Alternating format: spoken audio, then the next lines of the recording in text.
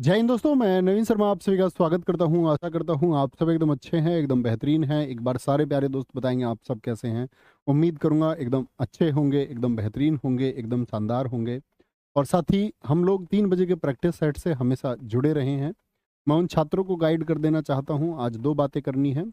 एक तो मेरे वो साथी जिन्होंने दिल्ली पुलिस दिया, अच्छे स्कोर थे, लेकिन फिजिकल के लिए कम समय मिल पाने की वजह से जो मेरिट में अपना स्थान नहीं बना पाए। तो साथी हौसला नहीं खोना है। कहते ना कि अगर आपने मेहनत की है तो कुछ ना कुछ अच्छा करके ही आप जाएंगे। तो आपको जीडी के लिए फोकस कर देना है साथी। और जो पिछले सेट थे जो आपने दिल्ली पुलिस के लिए सेट किए हुए थे वो आपके एनफ हैं। उसके लिए अतिरिक्त प्रयास करने की ज़रूरत आपको नहीं है। बस उसमें ये 10 सेट अपने ज़रूर ऐड कर लेना। ये फाइनलाइज सेट होंगे जिसमें हम चीज़ों का एक अच्छा सा रिवीजन और जो बेहतरीन चीज़ें मिसिंग है वो देने का प्रयास इसमें करेंगे, ताकि हमारी तैयारी जो हम अब तक कर रहे थे, जैसे कि एसएससी जीडी के छात्र, पहले 30 सेट मैंने कराए, फिर 25 सेट मैंने कराए। शायद आप में से बहुत साथी ऐसे होंगे जिन्होंने 30 सेट नहीं किए होंगे। लेकिन एक बार थम्स अप करके मुझे बताओ कि 25 सेट कौन कौन कर चुका था अभी पिछले जो 25 सेट हमने ख़त्म किए थे। तो आप लोग अपनी क्लासेस, जैसे कि भी कोई साथी पढ़ता हो, किसी भी बैच से पढ़ते हो, किसी भी प्लेटफॉर्म पर पढ़ते हो, किसी भी पुस्तक से पढ़ते हो, तो साथ ही वो 25 सेट आप लोग अपने समय के अनुसार करते रहना। और ये 10 सेट लगाने आप लोगों के लिए बहुत ज़रूरी हैं, जो आपके लिए परीक्षा में एकदम से पैनेशिया का काम करेंगे, बहुत रामबाण साबित होंगे। और रामबाण का मतलब साथी यही होता है कि वह अंतिम इलाज है, अंतिम वार है, अंतिम बाण है। ठीक है, तो एक बार थम्स अप कर देंगे। बहुत सारे साथी तैयार हैं कि जो कर चुके हैं आपका 25 क्लासेस को। गुरुजी मैं 30 + 25 55 कर चुका हूँ। बहुत शानदार हैं दोस्त, आप अपने आप को इस तैयारी में आगे ही पाएंगे। तो मित्र शुरू करेंगे आज की क्लास को। उससे पहले मैं आपको टाइम टेबल बता देना चाहता हूँ कि जो हमारी ये सुपर सेट सीरीज आपकी आई है, इस सुपर सेट सीरीज में क्या है आपका कि 10 सेट होने हैं टोटल। और 10 सेट में, जैसे नीरज सर ने आज आपको बताया होगा, हिंदी के टॉपिक्स उन्होंने बांट के सारे आपको बताए होंगे कि 10 दिन में, जैसे कि आज आपका संज्ञा सर्वनाम विशेषण उसमें हुआ होगा हिंदी में। उसी तरह से मैथ्स में साथी मेरे तुरंत बाद में 4 बजे से दीपक भाटी सर क्लास कराएंगे, जो आपको मैथ्स को उसी तरह से बांट के कि वो जो जिनसे प्रश्न बनने के सबसे ज़्यादा चांसेस होते हैं मैथमेटिक्स में, तो उन प्रश्नों को आप गलत ना करके आओ। एटलीस्ट वो कॉन्सेप्ट आप सीख के जाओ और परीक्षा में आप आसानी से प्रश्नों को कर दो। ठीक है, इसी तरह से राहुल सर रीजनिंग में, और साथ ही जीएस का तो आपका कॉमन प्रैक्टिस सेट होगा ही। उसी लय में चलेंगे जिस लय में साथी अब तक चलते रहे। तो आप सब लोग तैयार होने चाहिए। तो शुरू करते हैं एडवांस सीरीज को। और इसका पहला प्रश्न आप लोगों के सामने है। साथ ही कोई भी ऐसा प्रश्न आएगा जिसको आप कर चुके हैं, आपसे 100% सही आंसर चाहूँगा। रिवीजन का कोई भी प्रश्न आपसे पूछूंगा तो मैं आपसे उम्मीद करूंगा कि आप एक सही और सटीक उत्तर मुझे देंगे।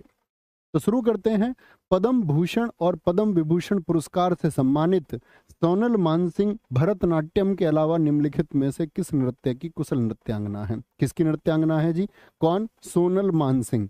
देखो भाई, सोनल मानसिंह किसको? भरतनाट्यम। तो याद रख लेना, भारत का मान कब बढ़ेगा? भारत का मान जब बढ़ेगा जब सोनल जैसी बेटी उड़ान भरेंगी। उड़ान से ओडिसी। जब सोनल जैसी बेटी क्या करेंगी? भारत का मान बढ़ाएंगी, अपनी उड़ान से बढ़ाएंगी, अपनी उड़ान से। सोनल मानसिंह जी के लिए 2 अवार्ड लिखे हुए हैं, पद्म भूषण, पद्म विभूषण। याद करना, सबसे कम उम्र में, सबसे कम उम्र में पद्म भूषण किसको मिला? सबसे कम उम्र में पद्म भूषण, क्या साथी आप बता सकते हैं इनको किस वर्ष में पद्म भूषण मिला? तो 1992 में मिला। और सबसे कम उम्र में ही पद्म विभूषण पाने वाली डांसर है, ये नृत्यांगना है। सबसे कम उम्र में कब मिला? 2003 में मिला, 2003 में। लेकिन साथ ही यहाँ पर एक प्रश्न चेंज हो जाता है और बहुत विभेद पैदा करता है। अगर आपसे पूछ ले सबसे कम उम्र में कौन वादक हैं, सबसे कम उम्र में, सबसे कम उम्र में वादक जिनको पद्म भूषण मिला, तब आपका आंसर क्या होगा साथी? तब आपका उत्तर क्या होगा? आप बोलेंगे भैया तब हम लिखेंगे जाकिर हुसैन साहब को। किसको? जाकिर हुसैन को लिखेंगे। किसको लिखेंगे? जाकिर हुसैन को। मैं उम्मीद करूंगा साथी आप लोगों से कि आप मुझे लिख करके एक बार दिखाएंगे कुछ ओडिसी कलाकार। भाई इनका संबंध किससे? 2 से, ओडिसी और किससे? भरतनाट्यम से। तो एटलीस्ट आपसे 2-2 4-4 कलाकार चाहूंगा कि आप लिखें दोनों के, जो आप जानते हो और परीक्षा में अक्सर पूछे जाते हैं। जैसे ओडिसी से मैं नाम लूं तो महापात्र नाम कभी नहीं भूलेंगे, और जैसे पंकज चरण, दुर्गा चरण मैंने बता रखे हैं चरण से। महापात्र से रवि महापात्र, सुजाता महापात्रा या महापात्र बोल दे। केलूचरण महापात्र हो गए। मायाधर राउत हो गई। कौन हो गई साथी? मायाधर राउत हो गई। ये किससे जुड़ी हुई हैं? ओडिसी से जुड़ी हुई हैं। तीसरा इंद्राणी रहमान, एसएससी सीजीएल 2023 में पूछी गई। इंद्राणी रहमान का संबंध किससे? ओडिसी से है। चौथा आपका सेरोन लोवेन, ये अंग्रेज से नाम याद है ना? एक इलियाना सिटारिस्टी का नाम मैंने आपको प्रैक्टिस सेट में बताया था। बोलो यस भैया जी, याद है। कुमकुम मोहंती, क्या बोलोगे? कुमकुम मोहंती का संबंध किससे? ओडिसी से है, ओडिसी से। ऐसे ही भरतनाट्यम में आप बताएंगे दोस्त, क्या बोलोगे? यामिनी कृष्णमूर्ति, क्या बोलोगे? यामिनी कृष्ण मूर्ति का संबंध किससे है? यामिनी कृष्ण मूर्ति का संबंध किससे है? एक आपका दोस्त रुक्मणी, क्या बोलोगे? रुक्मिणी देवी का संबंध किससे है? सॉरी, इधर आएगी मात्रा। रुक्मणी देवी का संबंध किससे है? आपका भरतनाट्यम से संबंध है। तीसरा नर्तकी नटराज, बोलो नर्तकी नटराज जी से क्या प्रश्न मैंने आपको पढ़ाया था? ये पहली ट्रांसजेंडर हैं जिनको पद्मश्री मिला। कौन है ये? पहली ट्रांसजेंडर हैं जिनको पद्मश्री मिला। कौन है ये? ट्रांसजेंडर समुदाय से पहली हैं, ट्रांसजेंडर समुदाय से। मैं आपसे बोलूं दोस्त, रागिनी देवी मत भूलना, रागिनी देवी मत भूलना, और अलारमेल वल्ली मत भूलना। कौन? अलारमेल वल्ली का संबंध किससे है? भैया जी भरतनाट्यम से है। परीक्षाओं में बार बार साथी पूछा जाता है, बार बार पूछा जाता है। प्रश्न संख्या 2 है, गोरुमारा राष्ट्रीय उद्यान किस राज्य में स्थित है? गोरुमारा, क्या बोलोगे भैया? बिहार में, असम में, पश्चिम बंगाल में। क्या बोलोगे? गोरुमारा, क्या बोलोगे? पश्चिम बंगाल में। कैसे याद करना? देखो, आपका बंगला कब बनेगा? जब भाई आप बुक्स को पढ़ोगे अच्छे से, सुंदर तरीके से, यानी पढ़ाई करोगे कैसे? एक सुंदर वन, सुंदर तरीके से पढ़ाई करोगे तभी सुंदर बंगाल यानी बंगला आपका बनेगा। फिर जल्दी से तुम्हारी शादी भी होगी, और जल्दी से शादी होगी तो आएगी गोरी। क्या बोलोगे? गोरू मारा, गोरू मारा यानी गोरी आएगी। और भैया गोरी कैसी आएगी? नौरा। क्या बोलोगे? नौरा। और जल्दी से फिर वर्दी भी मिलेगी, तुम सिंगम भी बनोगे। सिंगा लीला आएगा। क्या आएगा? सिंगा लीला। ये नेशनल पार्क है, भारत के राष्ट्रीय उद्यान है, कभी गलती मत करना। बिहार का बताना कौन सा सबसे ज्यादा चर्चित है? वाल्मीकि राष्ट्रीय उद्यान। क्या? वाल्मीकि राष्ट्रीय उद्यान। असम में साथी कितने हैं? असम में कितने नेशनल पार्क हैं? सबसे पहले आप किसका नाम जानते हो वही लिखते चले जाओ। रायमोना जानता हूं भैया मैं आपसे दिहिंग पटकाई जानता हूं। क्या जानता हूं? Dihing Patkai national, Dihing Patkai national park मैं जानता हूं साथी।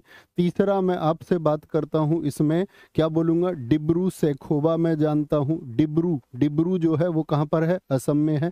मानस कहां पर है? असम में है।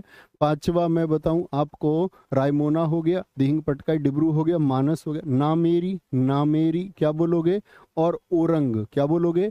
ओरंग। और सातवां मैं आपसे पूछना चाहूंगा, सातवां नेशनल पार्क कौन सा है असम में? बोलेंगे भाई, सातवां नेशनल पार्क कौन सा है असम में? बहुत गजब तरीके से बताना है। तो आप क्या कहेंगे भैया? क्या बोलोगे? काजीरंगा, एक सींग वाले गैंडे के लिए प्रसिद्ध है, एक सींग वाले गैंडे के लिए। उत्तराखंड में बताना भाई, उत्तराखंड में बोलेंगे राजा जी। क्या बोलोगे? राजा जी national park. Nanda Devi national park, क्या बोलोगे? Nanda Devi national park. Jim Corbett का नाम क्या बदल दिया? राम गंगा। क्या बोलोगे? राम गंगा नेशनल पार्क कर दिया। और एक गोविंद पशु नेशनल पार्क। क्या? गोविंद पशु, ये भी कहां पर है? ये भी साथी हमारा, क्या बोलेंगे सारे दोस्त भैया जी, उत्तराखंड में है। नराली पूर्णिमा भारत के किस राज्य में मानसून के अंत का प्रतीक होता है? आज ही क्लास में बताया मैंने आपको स्टैटिक जी के पढ़ाते टाइम एप्लीकेशन में निराले कौन लगते हैं, जरा बताएं क्या बोलेंगे जी। निराले कौन लगते हैं भैया, बोल दो फटाफट से, क्या बोलेंगे जी। बिहार में, तमिलनाडु में, पश्चिम बंगाल या फिर महाराष्ट्र। भैया जी महाराष्ट्र कहेंगे। कौन लगते, महाराणा जी निराले लगते, निराले। कैसे जी, किस पे बैठ के, काले घोड़े पर बैठ के। एक एक आप बताओ। काला घोड़ा उत्सव यहीं पर मनाया जाता है भाई। एलिफेंटा उत्सव किस पे, काले घोड़े पे बैठ के भी निराले और एलिफेंट पर भी निराले। एलिफेंटा उत्सव भी यहीं पर मनाया जाता है। नाग पंचमी कहाँ पर मनाया जाता है, नाग पंचमी तो महाराष्ट्र में मनाया जाता है। पोला महोत्सव कहाँ पर मनाया जाता है, मुझे बताओ। पोला महाराष्ट्र के अलावा और कहाँ पर मनाया जाता है। गोकुल अष्टमी कहाँ पर मनाया जाता है साथी, गोकुल अष्टमी महाराष्ट्र में। और मैं अब आपसे पूछूंगा, मुझे बताओ महाराष्ट्र का नव वर्ष किसको कहते हैं, कौन सा त्योहार है जो महाराष्ट्र का साथी न्यू ईयर कहलाता है। तो आप क्या बोलेंगे, न्यू ईयर भैया जी गुड़ी पड़वा कहलाता है। कोई भी न्यू ईयर नहीं भूलना है, एग्जाम के टाइम पे हिदायत दे रहा हूँ। इस 10 दिन में जो भी की पॉइंट्स आपको दे दूं वो आपको कंठस्थ होने चाहिए। पश्चिम बंगाल में अगर मैं आपसे पूछूं साथी, क्या बता सकते हैं आप। भैया जी पश्चिम बंगाल में पूजा होती है, कौन सी, एक तो दुर्गा पूजा हो गई। कौन सी पूजा, दुर्गा पूजा पश्चिम बंगाल की, कभी नहीं भूलना। दुर्गा पूजा, काली पूजा, क्या बोलोगे, काली पूजा कहाँ पर होती है भैया, पश्चिम बंगाल में होती है। जगधात्री पूजा कहाँ पर होती है, ये 3 पूजा पढ़े बगैर परीक्षा में नहीं जाना है। जगधात्री पूजा, काली पूजा, दुर्गा पूजा, कहाँ की, पश्चिम बंगाल की साथी। तमिलनाडु का बताएं भाई, तमिलनाडु का कौन बताएगा, क्या बोलोगे, आदि पेरक्कू उत्सव। कौन सा, आदि पेरक्कू उत्सव। और एक आप बता दो तमिलनाडु का, क्या बोलेंगे जी, आपसे जानना चाहूंगा। जैसे मैं कह दूं थिपुसुम त्योहार। और एक आप बताएंगे सबसे चर्चित कौन सा है, सबसे चर्चित कौन सा है बताएंगे भाई, सबसे चर्चित कौन सा होगा। तो तमिलनाडु का नववर्ष ही बताओ आप, पुंथुडू न्यू ईयर है, पुंथुडू। बिहार का नववर्ष बताना साथी, बिहार का नववर्ष कौन सा होता है, क्या बोलोगे, बिहुला। बिहुला कहाँ का है, देखो इससे कंफ्यूज होता बहुत बच्चा, बिहू असम लिख देता, आपको लिखना बिहुला बिहार का है। सामा चकेवा कहाँ का है, सामा चकेवा कहाँ का, बिहार का। और मुझे बताओ बिहार का न्यू ईयर कौन सा कहलाता है, देखना चाहूंगा भाई। न्यू ईयर ऑफ बिहार कौन सा है, बिहार का नववर्ष किस उत्सव को कहा जाता है, कौन सा उत्सव है, क्या बोलेंगे जी, उत्तर दिखाएं एक बार बच्चों के। बहुत कम बच्चे बेस्टू बरस लिख रहे हैं, गलत लिख रहे हो भाई। फाग हरियाणा का लिख रहे हैं बहुत सारे साथी, बिहुला न्यू ईयर नहीं है। खिचड़ी उत्तर प्रदेश का है जो साथी लिख रहे हैं, खिचड़ी। जिन साथियों ने शीतल शीतल लिखा वो बहुत गजब है। जुड़ शीतल, क्या बोलोगे, जुड़ शीतल बिहार का नववर्ष है। कौन सा, जुड़ शीतल बिहार का नववर्ष है, भूलना नहीं है, ठीक है। आगे आएंगे। क्रिकेट टेस्ट मैच में भोजन अवकाश, जो लंच का इंटरनल यानी कि इंटरवल होता है, कितने समय के लिए होता है इंटरवल टेस्ट मैच में। अच्छा, टेस्ट मैच के बारे में क्या क्या जानते हो जी, तो आप बोलेंगे भैया इंटरवल होता 40 मिनट का, इंटरवल यानी कि लंच खाना खाने के लिए ये। और टी ब्रेक कितनी देर का होगा, जो चाय का ब्रेक होता है, बताओ भाई टी ब्रेक कितनी देर का होगा भैया, टी ब्रेक होता है 20 मिनट का। मुझे बताओ टेस्ट मैच कितने दिन का होता है, पुरुषों का जो मेल में जो टेस्ट मैच होता है वो कितने दिन का होता है साथी। तो आप बोलेंगे टेस्ट मैच होता है भैया आपका 5 दिन का, कितने दिन का, 5 दिन का। और छठवां जो दिन होता है, जो 6th डे होता है, वो होता है रिजर्व डे। भाई अगर 5 दिन में नतीजा नहीं निकला, बारिश वगैरह किसी कारण से, तो रिजर्व डे कौन सा होता है, छठा डे। तो प्रश्न पूछा जाता है एक, रिजर्व डे में टेस्ट में कितने ओवर फेंके जाते हैं, कितने ओवर फेंके जाते हैं, 83 ओवर फेंके जा सकते हैं, या 5.5 घंटे का मैच होगा, 330 मिनट मैक्स, ये अधिकतम है। इससे पहले नतीजे आ गए तो अच्छी बात है, ठीक है। तो टेस्ट मैच कितने दिन का होता है, 5 दिन का। ले मैं पूछूं आपसे, महिला टेस्ट मैच कितने दिन का होता है, जो महिला होती है टीम उसके लिए टेस्ट मैच कितने दिन का होता है। महिलाओं के लिए, फीमेल के लिए जो टेस्ट मैच होता है वो 4 दिन का होता है साथी, 4 दिन का। तो 5 दिन में जैसे मान के चलो पहला दिन है, क्या है पहला दिन, दो चीजें और सिखानी है। तो पहले दिन में कितने सेशन होते हैं, मतलब टेस्ट मैच में एक दिन में कितने सेशन होते हैं। तो पहला दिन या कोई भी 5वां दिन हो, हमेशा 3 सेशन होंगे। कितने सेशन होंगे, 3 सेशन भैया होते हैं। यानी 6 घंटे का मैच होता है प्रत्येक दिन, और 6 घंटे का मैच 2-2 घंटे के गैप पर होता है। 2 घंटे, फिर 2 घंटे खेला जाएगा, और फिर 2 घंटे। पहले 2 घंटे के बाद में यहाँ पर लंच ब्रेक होता है 40 मिनट का, और आपसे पूछेगा टी ब्रेक कौन से 2 इंटरवल के बीच में होता है, पहले तीसरे के बीच में, दूसरे तीसरे के बीच में, या पहले दूसरे के बीच में। तो यहाँ पर टी ब्रेक होता है वो 20 मिनट का होता है। कितने का होता है, 20 मिनट का होता है। तो कितने, 2 घंटे, यानी डेली मैच 6 घंटे का होगा, 2 घंटे 2 घंटे 2 घंटे। तो जो टी ब्रेक होगा 20 मिनट का, वो दूसरे और तीसरे हाफ के बीच में होगा, और इसके बाद में तो दिन का खेल खत्म हो जाता है। प्रत्येक दिन में टेस्ट में कितने ओवर फेंके जाते हैं भैया, 90 ओवर फेंके जाते हैं। यानी इन 2 घंटे में 30 ओवर फेंकने का नियम है, ये याद रख लेना। प्रत्येक सेशन में कितने ओवर फेंके जाने चाहिए, औसतन 30 ओवर फेंके जाने चाहिए, नहीं तो फिर पेनल्टी लगती है, फिर तो पेनल्टी लगती है साथी। ठीक है, आगे आएंगे। कॉमनवेल्थ गेम्स किसके द्वारा आयोजित किए जाते हैं। कॉमनवेल्थ गेम्स जो होते हैं वो किसके द्वारा आयोजित होते हैं। अंतर्राष्ट्रीय ओलंपिक परिषद, एशियाई खेल संघ, ये तो एशियाई खेलों को, ये ओलंपिक खेलों को। राष्ट्रमंडल खेल संघ होगा, जी भैया। जो कॉमनवेल्थ गेम्स एसोसिएशन होता है वही कॉमनवेल्थ गेम्स का आयोजन करता है। मुझे बताओ पहले कॉमनवेल्थ गेम कब हुए थे। पहले कॉमनवेल्थ गेम हुए थे साथी, वो कब हुए थे।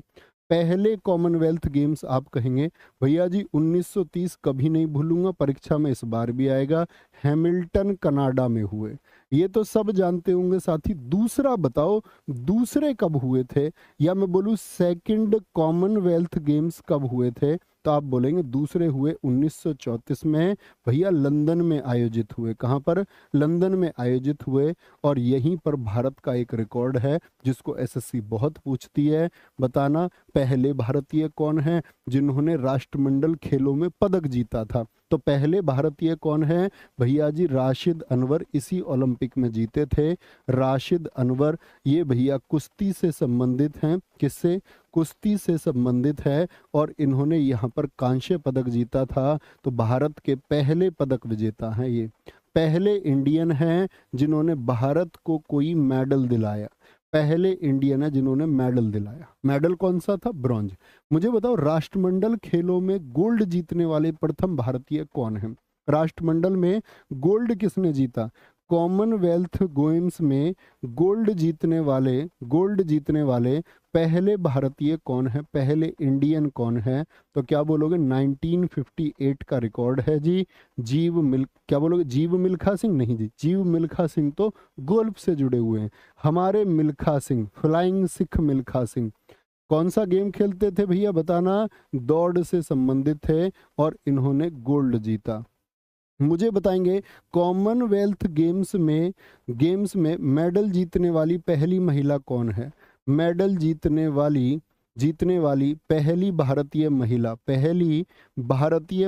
कौन है। तो क्या आंसर आएगा, पहली भारतीय महिला। तो आपका आंसर आएगा भैया, कांस्य जीता था किसने, आपका अमी घिया और कंवल सिंह इकट्ठे खेल रही थी बैडमिंटन। इकट्ठे एक जोड़ी है, इसने बैडमिंटन में, किसमें, कौन सा खेल है इनका, बैडमिंटन में। कौन सा अवार्ड जीता भैया, इन्होंने कांस्य जीता। क्या जीता, कांस्य जीता था 1978 के कॉमनवेल्थ गेम्स में, 1978 में। अच्छा, गोल्ड जीतने वाली कौन है, कॉमनवेल्थ गेम्स में गोल्ड मेडल जीतने वाली कौन है। गोल्ड जीतने वाली, तो आप बोलोगे 1998 में रूपा उन्नीकृष्णन। कौन है, रूपा उन्नीकृष्णन है। क्या बोलोगे, रूपा उन्नीकृष्णन। कभी भी गलती नहीं करनी। कौन, रूपा उन्नीकृष्णन। मीराबाई चानू कहाँ से आ गई भाई, कुछ भी नाम लिख देते हो। क्या बोलोगे, रूपा उन्नीकृष्णन। मुझे बताओ भारत में कॉमनवेल्थ गेम्स कितनी बार हुए हैं। भारत में क्या हुए भी हैं एक आध बार या नहीं, बोलो जी। कॉमनवेल्थ गेम्स भारत में कितनी बार हुए हैं? तो सिर्फ एक बार हुए हैं साथी, एक बार हुए हैं। वो भी कब हुए हैं? सन 2010 में। प्रश्न आपसे पूछा जाएगा नई दिल्ली में। मुझे बताओ भारत की स्थिति क्या थी इन गेम्स में? भारत की रैंक क्या थी? तो क्या बोलोगे? जब भारत में कॉमनवेल्थ गेम्स हुए तो भारत की जो रैंक थी, भारत की जो रैंक थी, क्या बोलोगे? वो थी भैया सेकंड। क्या रैंक थी? भारत की रैंक थी सेकंड। क्या बोलोगे? भारत की रैंक थी सेकंड। और भारत ने कुल मेडल यहाँ पर जीते थे, आपका मेडल भारत के आए थे 101। कितने मेडल? 101 मेडल, जिसमें 38 गोल्ड थे हमारे। 138 तो टोटल मेडल थे। तो कुछ भी पूछ सकता है आपसे कुल मेडल कितने थे, क्योंकि ये चर्चित है कि भारत में एक ही बार हुआ, भारत में एक ही बार हुए हैं। तो आप लोगों को साथ ही ये पता होने चाहिए। नेक्स्ट है जी, रोवर्स कप निम्नलिखित में से किस खेल से संबंधित है? रोवर्स कप बताएंगे। वॉलीबॉल, क्रिकेट, फुटबॉल या फिर हॉकी? आंसर बहुत आसान है, फुटबॉल से है। तो फुटबॉल के सारे कप सोच लीजिए आप कौन कौन से हैं भैया। संतोष ट्रॉफी। प्रश्न साथी मेरा ये है, मैंने कहा व्याख्या पर ध्यान देना है, प्रश्न पर उतना ध्यान नहीं देना। संतोष ट्रॉफी कब खेली गई थी? पहली बार 1941 में खेली गई। डूरंड कप, डूरंड कप पहली बार कब खेला गया बताएंगे। डूरंड कप 1888 साथी शिमला में खेला गया। और ये भारत की सबसे पुरानी, भारत क्या एशिया की सबसे पुरानी फुटबॉल प्रतियोगिता है। क्या बोलोगे? भारत की, भारत के साथ में एशिया की भी सबसे पुरानी और दुनिया की तीसरी है, दुनिया की तीसरी सबसे पुरानी प्रतियोगिता है। एशिया की सबसे पुरानी कंपटीशन है ये, सबसे पुरानी साथी प्रतियोगिता है। क्या आप मुझे बता सकते हैं दुनिया की सबसे पुरानी प्रतियोगिता कौन सी है? तो दुनिया की सबसे पुरानी याद रख लेना जिनको नहीं पता, दुनिया में सबसे पुरानी आती है फुटबॉल प्रतियोगिता में एफए कप। कौन सा? एफए कप दुनिया की सबसे पुरानी प्रतियोगिताओं में शामिल है। ठीक है। अच्छा, डूरंड कप के अलावा और कौन कौन से आप जानते हैं? एक तो आशुतोष कप होता है, आशुतोष कप है साथी आपका। एक आपका मर्डेका कप है साथी। क्या बोलोगे? एक भैया जी हमारा मर्डेका कप है। कौन सा है? मर्डेका कप है। बीसी राय ट्रॉफी है। मुझे बताइए बीसी राय ट्रॉफी में, बीसी राय ट्रॉफी में कितने से कम के बच्चे खेलते हैं? कितने से कम के? तो क्या बोलोगे? 19 से कम के बच्चों के लिए, जिनकी उम्र 19 साल से कम होती है, 19 साल से कम होती है साथी, उनको हम क्या कहते हैं? वो बीसी राय ट्रॉफी में भाग लेते हैं, बीसी राय ट्रॉफी में। ओके। शनि ग्रह के वायुमंडल में निम्नलिखित में से कौन सी गैस है जो सबसे अधिक मात्रा में पाई जाती है? वही अरुण पर भी सबसे ज्यादा पाई जाती है, वही साथी आपका वरुण पर भी सबसे ज्यादा पाई जाती है। तो क्या बोलेंगे भैया? CH4 मैथेन है। और इसके साथ में आपका अमोनिया के भी बादल पाए जाते हैं। क्या बोलोगे? CH4 और किस गैस के? अमोनिया के क्लाउड्स यानी कि बादल साथी पाए जाते हैं। कहाँ पर? आपका सैटर्न यानी कि शनि पर। ठीक है, शनि पर। ठीक है, याद रख लेना अरुण और वरुण का भी यही हाल है। अरुण और वरुण यानी कि जो आपका, क्या बोलोगे? अरुण वरुण पर भी क्या है? यही पाया जाता है। अरुण और वरुण पर भी यही पाए जाते हैं। अरुण और वरुण याद रख रहे हैं। शनि के बाद में कौन कौन से हैं आपका? जो सबसे लास्ट में है। अच्छा, शनि ग्रह के बारे में मुझे एक बात बताओ, ग्रहों के घटते हुए क्रम में शनि आकार में कौन से स्थान पर आएगा? आकार में सबसे बड़ा कौन सा? बृहस्पति। तो शनि क्या है? याद रख लेना, शनि जो है, सेचन जो है हमारा, वो दूसरा दूसरा बड़ा ग्रह है बृहस्पति के बाद में। क्या बोलोगे? ये दूसरा बड़ा ग्रह है। इसको साथ ही हम कहते हैं गैसों का गोला। क्या बोलोगे? गैसों का गोला किसको कहा जाता है? वो शनि ग्रह को कहा जाता है। अगर सबसे ज्यादा ऑबलेट की बात करूं, सबसे ज्यादा ऑबलेट कौन है या सबसे ज्यादा चपटा कौन है? तो सर्वाधिक चपटा भी कौन है साथी? शनि ही है। अगर मैं बात करूं सबसे कम घनत्व किसका है, सबसे कम डेंसिटी किसकी है, सबसे कम डेंसिटी वो किसकी है? शनि की। सबसे ज्यादा तो पृथ्वी की है। सबसे कम डेंसिटी शनि का घनत्व कितना? 0.68 ग्राम पर सेंटीमीटर क्यूब है, ये इसका घनत्व है। ठीक है, मुझे बताओ अगर शनि के चारों ओर बात करें तो कितने छल्ले हैं? 7 प्रमुख वलय हैं, 7 प्रमुख छल्ले हैं, जिनको हम नाम देते हैं ABCDEFG। बी छल्ला जो है वो सबसे ज्यादा चमकीला है। कौन सा छल्ला? बी छल्ला जो है वो सबसे ज्यादा चमकीला है। और यहीं पर आता है सबसे ज्यादा उपग्रह हैं इसके। वर्तमान में सबसे ज्यादा उपग्रह किसके हैं? इसी के हैं। तो मुझे बताएं साथी, इसके उपग्रहों की संख्या मैं आप सबसे जानना चाहता हूँ। क्या बोलेंगे, कितने उपग्रह मैंने कक्षा में आपको इसके बताए? 145 भैया इसके उपग्रह हैं और वो सबसे ज्यादा हैं। टाइटन किसका उपग्रह है? इसी का है। ये एकमात्र ऐसा उपग्रह है जिसपे स्थायी वायुमंडल है। एकमात्र उपग्रह है ये आकाशगंगा का जिसका क्या है? स्थायी वायुमंडल है। तो पूछे आपसे कभी भी, एक तो टाइटन किसका उपग्रह, आप कहेंगे भैया शनि का उपग्रह, शनि का उपग्रह। ऐसे ही आपसे पूछ ले रिया और लापेटस, बहुत चर्चित है, ये भी आकार में बड़े हैं। रिया और लापेटस किसके उपग्रह हैं? रिया और लापेटस, क्या बोलोगे? रिया और लापेटस भैया ये हमारा शनि के उपग्रह। अच्छा, उपग्रहों की जब बात आती है साथी, मैं आपसे कुछ उपग्रह पूछना चाहूंगा यहाँ पर, मुझे बताना फोबोस और डीमोस किसके हैं? बताएं जी। फोबोस और डीमोस किसके उपग्रह हैं?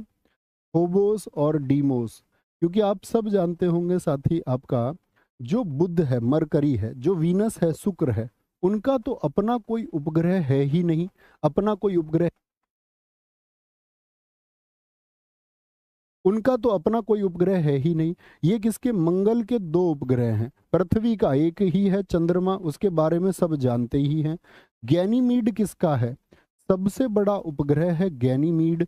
और मैं बोल दूं यूरोपा, गैनीमीड और यूरोपा किसके हैं? ये साथी बृहस्पति के हैं। किसके हैं? ये साथी बृहस्पति के हैं, ये बात याद रख लेना। टाइटेनिया किसका है? बताएंगे जरा। टाइटेनिया किसका उपग्रह है? टाइटेनिया अरुण का है, इसको कभी शनि मत लिख देना। और ऐसे ही टाइटन, इसमें बड़ा कंफ्यूजन होता है, तीसरा सबसे बड़ा है ये ट्राइटन, ये किसका है? ये वरुण का है। किसका है? ये वरुण का। तो टाइटन, टाइटेनिया और ट्राइटन, तीनों नाम साथी अलग अलग हैं, ये बात याद रख लेनी है, कभी गलती नहीं करेंगे। अगले प्रश्न पर चलते हैं।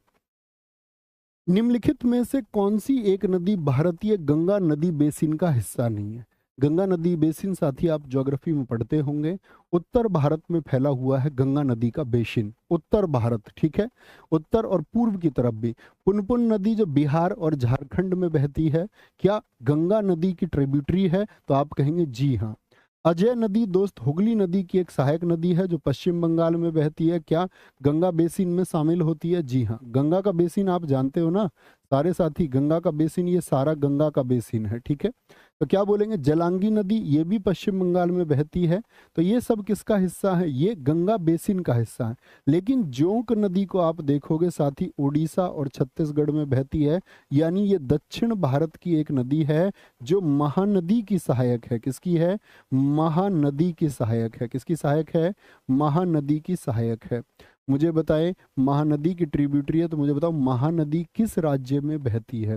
सारे दोस्त क्या कहेंगे? भैया जी उड़ीसा में बहती है। कभी हम गलती करके नहीं आएंगे, आगे आएंगे। भारत में लोकपाल, जिसको हम ओम्बुड्समैन कहते हैं, जिसको स्वीडन देश ने सबसे पहले इस वर्ड को इस्तेमाल किया, उस लोकपाल और लोकायुक्त की स्थापना का सुझाव किसने दिया था? सुझाव किसने दिया? तो सरकारिया आयोग ने, क्या बोलेंगे? जी नहीं। प्रशासनिक आयोग ने, विधि आयोग ने, या ठक्कर कमीशन ने? क्या बोलोगे भैया? एडमिनिस्ट्रेटिव रिफॉर्म कमीशन, एएफसी ने। किसने? एएफसी ने, एडमिनिस्ट्रेटिव रिफॉर्म कमीशन, एएफसी ने दिया। 1966 की बात है। 1966 में कैसे? तो याद रख लेना, पहला प्रशासनिक सुधार आयोग, पहला एडमिनिस्ट्रेटिव रिफॉर्म कमीशन भारत का कब नियुक्त हुआ था? 5 जनवरी 1966 को, 5 जनवरी 1966 को। और पहले प्रशासनिक सुधार आयोग के अध्यक्ष कौन थे? तो क्या बोलोगे? इसके अध्यक्ष थे मोरारजी देसाई। क्या बोलोगे? मोरारजी देसाई, भारत के उप प्रधानमंत्री बनने से पहले। मुझे बताइए दूसरा प्रशासनिक सुधार आयोग, दूसरा एडमिनिस्ट्रेटिव आपका, क्या बोलोगे? रिफॉर्म्स कमीशन जो हमारा बना, एडमिनिस्ट्रेटिव, क्या बोलोगे आपका? रिफॉर्म कमीशन, एआरसी, एफसी लिख रहा हूं मैं, इसको रिफॉर्म लिखना था, एआरसी। पहला एआरसी आपका। दूसरा एआरसी कब नियुक्त हुआ साथी आपका? तो 31 अगस्त 2005 को, जिसके अध्यक्ष कौन नियुक्त हुए थे आपका? वीरप्पा मोइली इसके अध्यक्ष थे। कौन? वीरप्पा मोइली इसके अध्यक्ष थे। ये बात आपको याद रख लेनी है। क्या आप मुझे बता सकते हैं वर्तमान में देश के लोकायुक्त कौन है, या लोकायुक्त और लोकपाल अधिनियम कब आया? बताएंगे। लोकपाल और लोकायुक्त अधिनियम साथी कब आया? लोकपाल और लोकायुक्त अधिनियम हमारे देश में, पुरानी परंपरा तो 1966 से चल रही थी, लेकिन इसको संसद सदन में पेश किया गया 2013 में। तो कब का विधेयक है? 2013 का। और इसको राष्ट्रपति की स्वीकृति मिली साथी कब? 1 जनवरी 2014 को राष्ट्रपति साहब ने इसको स्वीकृत किया था मित्र। कब आपका? आप कहेंगे भैया 1 जनवरी 2014 को। और फिर आपका 16 जनवरी 2014 से क्या हुआ? ये लागू हो गया। क्या हो गया? ये लागू हो गया। लोकायुक्त वर्तमान में कौन है? तो सारे दोस्तों का उत्तर आएगा भैया जी प्रदीप मोहंती हैं। वर्तमान में कौन है साथी? आपका वर्तमान में प्रदीप मोहंती है। कार्यकाल बताइए कि भैया क्या बोलोगे? कार्यकाल कितने वर्षों का रहता है लोकायुक्त का? प्रदीप मोहंती। तो क्या बोलोगे भैया? 5 या 70 वर्ष में से जो पहले हो जाए। 5 या 70 वर्ष में से जो पहले हो जाएगा। 6 नहीं साथी, 6 नहीं, 5 या 70 में से जो पहले हो जाए। ठीक है, आगे। मंडल आयोग रिपोर्ट किस वर्ष प्रस्तुत की गई थी? मंडल आयोग, ओबीसी आरक्षण के लिए जो मंडल आयोग की रिपोर्ट थी, मंडल आयोग, जिसके अध्यक्ष कौन थे? बीपी मंडल थे। कौन थे? अगर अध्यक्ष की बात करते हैं तो बीपी मंडल। क्या बोलोगे? बीपी मंडल आपके, सॉरी पह लिख दिया मैंने, माफ करेंगे। बीपी मंडल इसके पहले अध्यक्ष थे। किसी भी छोटी मोटी गलती के लिए भाई माफ किया करो, हो जाती है। बीपी मंडल क्या बोलोगे आप? कौन थे? आपका इसके पहले के अध्यक्ष थे। ठीक है, और इसने अपनी रिपोर्ट पेश की 1980 में। लेकिन मैं पूछूं लागू कब हुई ये रिपोर्ट? रिपोर्ट ये लागू हुई 1990 में। क्या बोलोगे? वीपी सिंह जी ने। और इसी में क्या सिफारिश की गई थी मंडल आयोग की इन कमेटी में? इसमें सिफारिश की गई थी ओबीसी को आरक्षण की बात। और कितने प्रतिशत आरक्षण ओबीसी को दिया गया? ओबीसी आरक्षण बताएंगे जी, कितने परसेंट रिजर्वेशन की बात इसमें की गई? 27% ओबीसी आरक्षण। कभी भी गलती नहीं करनी है, बहुत पूछा जाने वाला प्रश्न साथी है। ओके, आगे आएंगे।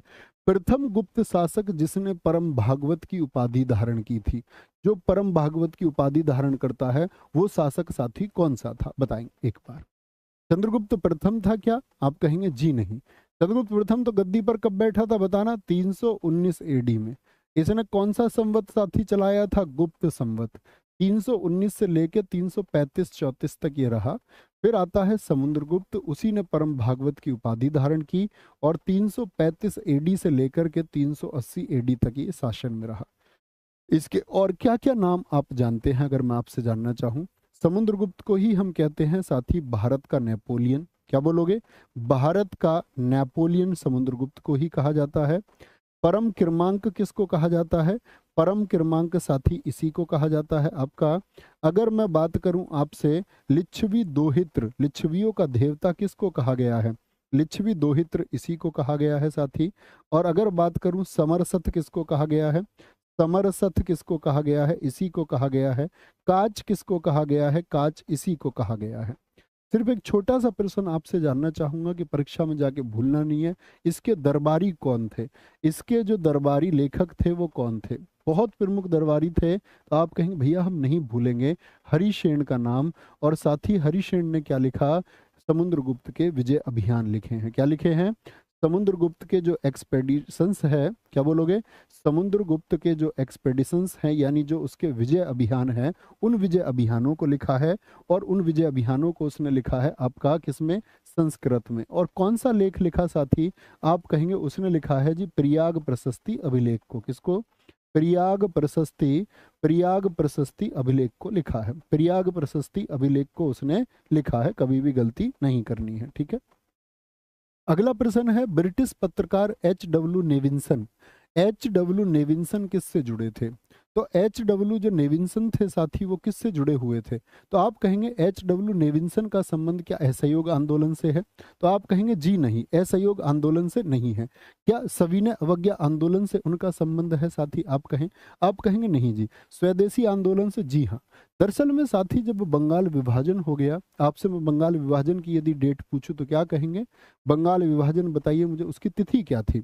तो बंगाल विभाजन जब देश में हो गया तो उसके विरोध में हमने क्या किया कि लिवरपूल के वस्त्रों से लेकर के जितने भी विदेशी वस्त्र हैं उनके बहिष्कार की बात हमने की। और बहिष्कार की बात में क्या हुआ, 7 अगस्त 1905 को, कब, 7 अगस्त 1905 को कलकत्ता के टाउन हॉल में, कहाँ पर, कलकत्ता के साथी टाउन हॉल में, टाउन हॉल कहाँ का, कलकत्ता के टाउन हॉल में क्या हुआ, कलकत्ता के टाउन हॉल में आपका क्या होता है कि घोषणा की गई कि हम अब विदेशी वस्तुओं का क्या करेंगे, बहिष्कार साथी करेंगे, उनका बहिष्कार कर देंगे। बहुत ठीक लिखा है बहुत सारे साथियों ने, 16 अक्टूबर 1905 लिख रहे हैं कुछ साथी, वो तो लागू होने की डेट है साथी।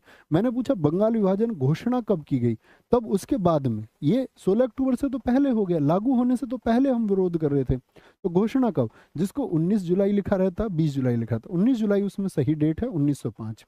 तो जब ये विरोध हुआ तो कई जगह पर विरोध हुआ। मुझे एक बात बताओ, पूना और बॉम्बे में नेतृत्व किसने किया था इस विरोध का, पूना और बॉम्बे में कौन थे भैया, याद रख लेना, बाल गंगाधर तिलक जी ने इसका विरोध किया था, बाल गंगाधर तिलक जी ने। पंजाब में साथी कौन विरोध कर रहे थे, पंजाब में आप मुझे बताएंगे। दिल्ली में बताइए किसने नेतृत्व किया इसका, आपका आपका किसकी बात करें, स्वदेशी आंदोलन की। मद्रास में बताइए किसने विद्रोह किया मद्रास में, तो आप बोलेंगे पंजाब में थे भैया आपका लाला लाजपत राय थे, लाला लाजपत राय जी थे, और साथ में आपके कौन थे, आपका अजीत सिंह जी थे, कौन थे, अजीत सिंह जी थे, ठीक है, अजीत सिंह जी थे। दिल्ली में साथी कौन थे, सैयद हैदर रजा थे, कौन, सैयद हैदर रजा, बहुत पूछा जाता है, सैयद हैदर रजा ने दिल्ली में नेतृत्व किया। और मद्रास में थे चिदम्बरम पिल्लई, क्या बोलोगे, मद्रास में थे चिदम्बरम पिल्लई। और किसने इसको शूट किया था, जैसे ये 3 पत्रकारों के नाम आते हैं साथी आपसे, एक तो डब्ल्यू नेविंसन का, एक नाम आता है आपको अगर याद हो लुई फिशर का, जानते हैं इस बात को, लुई फिशर कब है, वो भारत छोड़ो आंदोलन के दौरान है। और साथ ही एक नाम आता है वेब मिलर का, जो दांडी मार्च के दौरान पत्रकार थे। इन तीनों की पत्रकारिता ने ही दुनिया पर किसका, ब्रिटेन का उस समय से जो क्रूर चेहरा था उसको दिखाया था। ओके, आगे नेक्स्ट है, निम्नलिखित कथनों पर विचार कीजिए।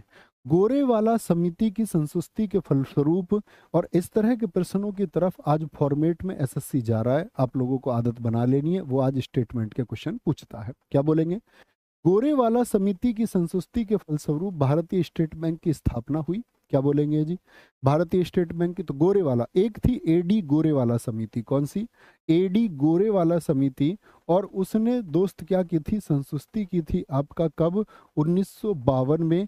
और उसी 1952 की संस्तुति पर किसकी, स्टेट बैंक की स्थापना हुई, यानी पहला तो ठीक हो गया।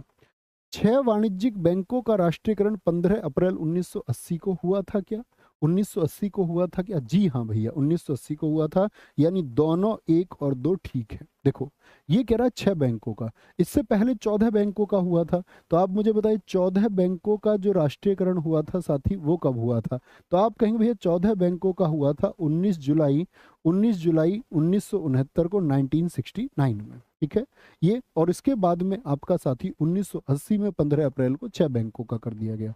अगर मैं स्टेट बैंक ऑफ इंडिया की बात करता हूं तो किन 3 बैंकों से मिलकर बना है, बोलेंगे SBI state bank of India किन 3 बैंकों से मिलकर साथी बना है, तो पहला बैंक आता है बैंक ऑफ बंगाल, क्या बोलोगे, बैंक ऑफ बंगाल आपका, ठीक है।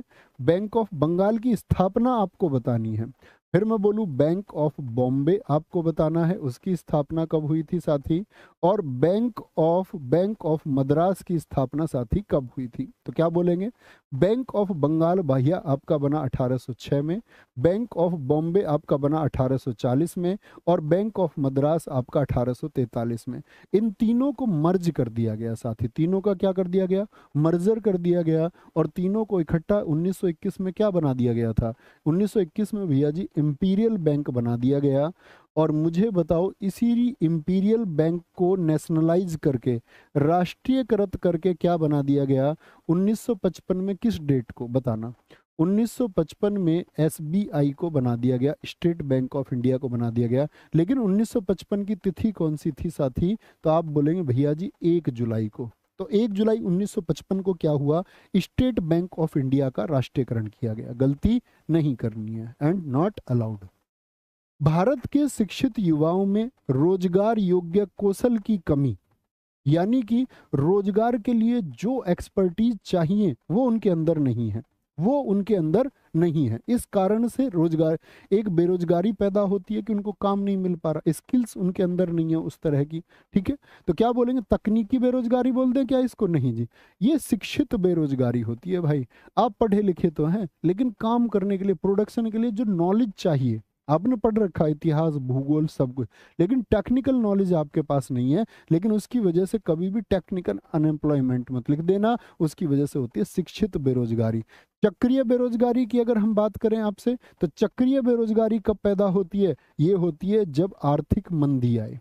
जैसे दुनिया में आर्थिक मंदी आई थी 2006 के आसपास में, 2009 तक चली, तो वो आर्थिक मंदी की वजह पूरी दुनिया के मार्केट धीमे पड़ जाएं, तो क्या होती है, चक्रीय बेरोजगारी पैदा होती है। संरचनात्मक बेरोजगारी क्या होती है? ये उद्योग में परिवर्तन के कारण। जैसे दोस्त सारे, आप जानते हैं मशीन आ गई, तो जो हाथ से मान के चलो कला करते थे, जो हाथ से डिजाइन बनाते थे, तो उनके काम छीने प्रिंटिंग मशीन ने या नहीं? आप कहेंगे जी भैया। तो उद्योगों में परिवर्तन की वजह से जो हो वो संरचनात्मक बेरोजगारी होती है। सबसे इंपॉर्टेंट होती है छिपी, ठीक है, जिसको हम प्रछन्न भी कहते हैं, प्रछन्न भी कहते हैं, या अदृश्य भी कहते हैं, या इसको क्या बोलते हैं हम, अदृश्य बेरोजगारी भी कहते हैं। ये क्या है? ये दिखती नहीं है। मतलब जैसे आपके घर, मान के चलो आपके पास 10 बीघे खेत हैं, और उस 10 बीघे में क्या पूरा परिवार लगा रहता, उतने लोगों की आवश्यकता नहीं है। तो ये कृषि में पाई जाती है। कहाँ पर? कृषि में पाई जाती है। आवश्यकता से अधिक लोगों का लगे रहना ही छिपी बेरोजगारी है। और छिपी बेरोजगारी का सिद्धांत किसने दिया था? ये मोस्ट इंपोर्टेंट क्वेश्चन है। छिपी बेरोजगारी का सिद्धांत दिया था 1936 में रॉबिन्सन ने। किसने? 1936 में साथी रॉबिन्सन, एक अर्थशास्त्री है, रॉबिन्सन नामक अर्थशास्त्री ने ये दिया था। एक होती है घर्षणात्मक, कैसी आपका, सॉरी, घर्षणात्मक बेरोजगारी पैदा होती है। और घर्षणात्मक बेरोजगारी साथी कैसी बेरोजगारी होती है? तो आप कहेंगे घर्षणात्मक बेरोजगारी में क्या होता है भैया, ये मांग और पूर्ति की वजह से होती है। कि अगर मार्केट में डिमांड है तो चीजें बना लीजिए। जैसे आपने गांव में देखा होगा, कुम्हार जो होता है वह घड़े आदि का निर्माण करता है, तो आपका बारिश, जब आपका गर्मी के दिन होते हैं तो घड़े की डिमांड बढ़ती है। दीपावली, दीपावली क्या होता है, दिवाली पर दिए बनते हैं, लेकिन वो क्या, जब उनकी डिमांड नहीं होती तब थोड़ी बनाएगा, तो वो घर्षणात्मक होगी। क्या होगी? वो घर्षणात्मक होगी। ठीक है, आगे आएंगे। सीजीएस, सेंटीमीटर ग्राम सेकंड प्रणाली में चुंबकीय तीव्रता का मात्रक क्या होता है? चुंबकीय क्षेत्र जिसको आप टेस्ला में माप लेते हैं आपका, तो क्या बोलेंगे? गोस बोल देंगे क्या हम? क्या वेबर बोल देंगे? नहीं जी, ये तो किसके, एमकेएस एसआई के। कैंडेला तो वैसे भी ज्योति तीव्रता का होता है। कैंडेला किसका होता है साथी? ज्योति तीव्रता का होता है। क्या बोलोगे? ज्योति तीव्रता का होता है आपका, ल्यूमिनस इंटेंसिटी का। ओस्ट्रेड होता है सीजीएस में किसका? चुंबकीय तीव्रता का। क्या होता है आपका? ओस्ट्रेड। तो बी विकल्प जिन साथियों ने लिखा, ठीक लिखा। अब मेरी बात सुन लो, जैसे मैं आपसे पूछूं वेग का मात्रक क्या होता है? वेग का मात्रक तो जो साथी जानते होंगे वो कहेंगे मीटर प्रति सेकंड होता है जी। होता है साथी या नहीं होता? वही मैं आपसे बोल दूं भैया, ये मीटर है तो किसमें है? एमकेएस में। मीटर किलोग्राम सेकंड में है, ये एमकेएस हो गया। लेकिन सीजीएस में क्या होगा? ये सेंटीमीटर ग्राम सेकंड में क्या होगा? तो मीटर का क्या बन जाएगा? सेंटीमीटर प्रति सेकंड हो जाएगा। क्या हो जाएगा? सेंटीमीटर प्रति सेकंड हो जाएगा। इसी तरह से आप सीजीएस में मुझको त्वरण का मात्रक बताइए। त्वरण, एक्सेलरेशन का मात्रक कितने लोग जानते हैं? तो आप कहेंगे भैया त्वरण का जो मात्रक होता है वह होता है मीटर प्रति सेकंड की घात 2 मीटर। लेकिन इसमें क्या मीटर प्रति सेकंड होगा? तो आप बोलेंगे जी नहीं, इसमें हो जाएगा वो सेंटीमीटर प्रति सेकंड का स्क्वायर हो जाएगा। सेंटीमीटर प्रति सेकंड की घात 2 हो जाएगा। बल का मात्रक बताइए सीजीएस में क्या होता है? बल का मात्रक सारे जानते हो न्यूटन होता है, लेकिन बल का मात्रक यहाँ पर क्या होगा? डाइन होगा। क्या होगा? बल का मात्रक भैया डाइन हो जाएगा। ऊष्मा का मात्रक बताइए क्या होगा? ऊष्मा का मात्रक भैया जी कैलोरी हो जाएगा। कैलोरी, ये तो आप याद रख सकते हैं, कैलोरी होगा। दाब का मात्रक बताइए। दाब, प्रेशर का क्या होगा? डाइन पर सेंटीमीटर स्क्वायर होगा। क्या बोलोगे? न्यूटन प्रति मीटर स्क्वायर होता है ना वैसे एमकेएस में, न्यूटन प्रति मीटर स्क्वायर। यहाँ डाइन में नपता है और मीटर की जगह आ जाएगा सेंटीमीटर, मीटर की जगह सेंटीमीटर। घनत्व का मैं आपसे जानना चाहूंगा, घनत्व का। तो घनत्व का क्या हो जाएगा बताएंगे फटाफट से, ग्राम पर सेंटीमीटर क्यूब हो जाएगा। तो ये वो मात्रक हैं जो सीजीएस में लगातार पूछे जाते हैं और हम जल्दबाजी में गलत उत्तर देते हैं। मीटर वाला ना चुनना साथी इसमें, क्या बोलोगे? मीटर वाला इसमें चुनना नहीं है। अधोलिखित को सुमेलित कीजिए, एक मिलान करके दिखाना भाई, थोड़ा समय तो लगेगा लेकिन करना पड़ेगा आपको ये मिलान। अच्छे से इस मिलान को करें और उत्तर दें। बोलेंगे पहला है विटामिन सी। विटामिन सी के लिए सामने देखिए क्या मिलता है। तो विटामिन सी के लिए हालांकि आपको समय नहीं लगेगा इसको उत्तर देने में, जो होशियार बच्चे होंगे वो बोलेंगे भैया विटामिन सी का रासायनिक नाम क्या होता है? एस्कॉर्बिक अम्ल होता है, और एस्कॉर्बिक अम्ल यानी ए का 5 बनेगा, और वो सिर्फ एक ही विकल्प में है, और सारे साथियों का उत्तर मैं देख भी पा रहा हूँ। विटामिन ए किससे मैच किया इसने, अब आप देख सकते हो रासायनिक नाम लिखे हुए हैं। विटामिन डी का रासायनिक नाम लिखा हुआ कैल्सीफेरॉल। बी12 का साइनोकोबालमीन नाम लिखा हुआ है, साइनोकोबालमीन नाम लिखा हुआ है। विटामिन ई किसका कारण बनता है? आपका एफिनिटी यानी कि जनन में कमी का कारण बनता है। ये क्या? रक्त का थक्का नहीं बनता, ब्लड बहता रहता, हीमोफीलिया हो जाएगा। विटामिन एच किसको बोलते हैं? बी7 को, बायोटीन को कहते हैं। किसको कहते हैं? बायोटीन। इसकी कमी से क्या होता है दोस्त? आपका बाल भैया झड़ने लगते हैं, बाल झड़ने लगते हैं। बी1 क्या होगा आपका बताइए साथी? थाइमीन को बोलते हैं, रासायनिक नाम लिखा हुआ। बी5 इसका पेलाग्रा रोग होता है, इसकी वजह से पेलाग्रा रोग, कभी भी गलत नहीं करना। बड़ी आसानी से बता दिया होगा, लगा बड़ा भैया ये तो बहुत आसान प्रश्न था, बहुत आसान प्रश्न था। आगे आएंगे।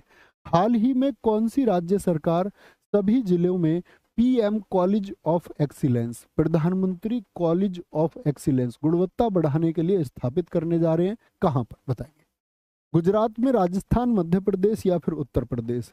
मध्य प्रदेश में। कहां पर? मध्य प्रदेश में। और साथ ही मैं आपको, जो बच्चे नहीं जानता, आपका रेशियो हालांकि आप तैयार कर चुके होंगे, मैं आपको एक बार बता देता हूं कि भाई आप लोगों के पोर्शन में स्टैटिक जीके प्रायोरिटी पर होनी चाहिए। दूसरा मैं आपसे बताऊं, आपको पॉलिटी आपका प्रायोरिटी पर होनी चाहिए, और इसके बाद में आप प्रायोरिटी पर रखना अपने हिस्ट्री को, और चौथा सब्जेक्ट आप रखना करंट अफेयर्स को। ये 4 सब्जेक्ट पर आपकी कमांड बहुत अच्छी होनी चाहिए।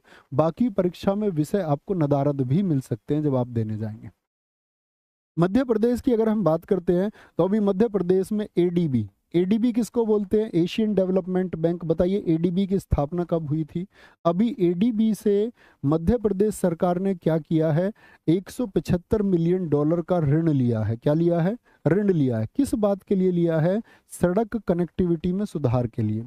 अपने यहाँ की जो सड़कें हैं, अपने यहाँ की जो सड़कें हैं, सड़क कनेक्टिविटी को बेहतर बनाने के लिए। क्या करने के लिए? बेहतर बनाने के लिए। अच्छा, अभी यहाँ पर मुख्यमंत्री लाडली बहना योजना लॉन्च हुई। क्या बोलोगे? मुख्यमंत्री लाडली बहना योजना कहाँ पर लॉन्च हुई है? मुख्यमंत्री लाडली बहना योजना, क्या बोलोगे? लाडली बहना योजना कहाँ पर लॉन्च हुई आपका साथी? और अगर मैं आपसे पूछूं, पांचवा खेलो इंडिया यूथ गेम्स कहाँ पर हुए थे? पांचवा खेलो इंडिया जो यूथ गेम्स हुए थे, यूथ गेम्स, क्या आप बता सकते हैं मध्य प्रदेश के कितने शहरों में हुए थे? मध्य प्रदेश के साथ ही कितने शहरों में ये आयोजित हुए थे? अभी करंट अफेयर्स का बहुत चर्चित प्रश्न रहा था, आप लोगों को पता होना चाहिए। क्या कुछ साथी बता सकते हैं? मैं देखना चाहूंगा उत्तर। 3 4 लिख रहे हैं, कुछ 10 लिख रहे हैं। जिन साथियों ने, गौरव पटेल जी आपने सबसे पहले सही उत्तर दिया 8। वेरी गुड, बहुत शाबाश। हाल ही में किस बैंक ने महिलाओं के लिए नारी शक्ति बचत खाता लॉन्च किया है? तो किस बैंक ने? बैंक ऑफ इंडिया ने। बैंक ऑफ इंडिया ने। बैंक ऑफ इंडिया की स्थापना हुई 1906 में।